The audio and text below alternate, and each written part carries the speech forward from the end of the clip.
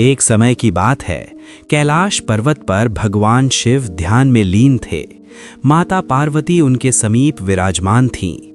उसी समय भगवान परशुराम, जो भगवान विष्णु के अवतार माने जाते हैं, अपने आराध्य भगवान शिव के दर्शन के लिए कैलाश पहुंचे।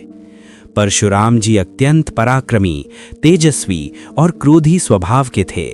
उनके हाथ में उनका दिव्य फरसा कुठार था, जो उन्हें स्वयं भगवान शिव से प्राप्त हुआ था। जब परशुराम जी कैलाश पहुंचे, उस समय भगवान शिव विश्राम कर रहे थे। द्वार पर बाल गणेश पहरा दे रहे थे। परशुराम जी ने भीतर जाने की इच्छा प्रकट की।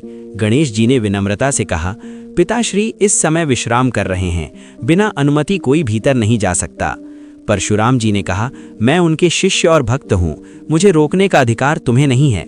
गणेश जी ने शांत स्वर में उत्तर दिया, मेरे लिए सबसे पहले मेरे माता पिता की आज्ञा है।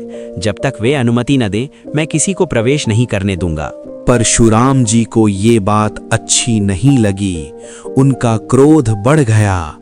उन्होंने कई बार समझाने का प्रयास किया, पर गणेश जी अपने कर्तव्य पर अडिग रहे। आखिरकार क्रोधित होकर परशुराम जी ने अपने फरसे से आक्रमण कर दिया।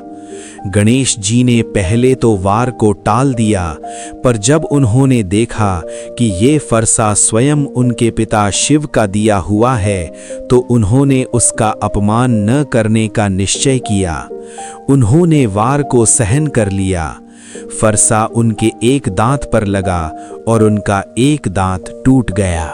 गणेश जी का एक दांत टूट गया, पर उन्होंने क्रोध नहीं किया। उसी समय माता पार्वती वहां पहुंची।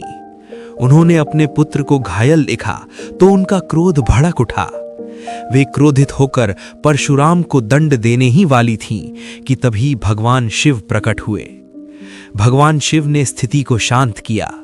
परशुराम जी को अपनी भूल का एहसास हुआ। उन्होंने गणेश जी से क्षमा मांगी। गणेश जी ने मुस्कुराकर उन्हें क्षमा कर दिया। तभी से गणेश जी एक दंत कहलाए। कर्तव्य सबसे बड़ा धर्म है। गणेश जी ने अपने पिता की आज्ञा का पालन किया। अहंकार और क्रोध विनाश का कारण बनते हैं। क्षमा सबसे बड़ा गुण है। गणेश जी ने बदले की भावना नहीं रखी।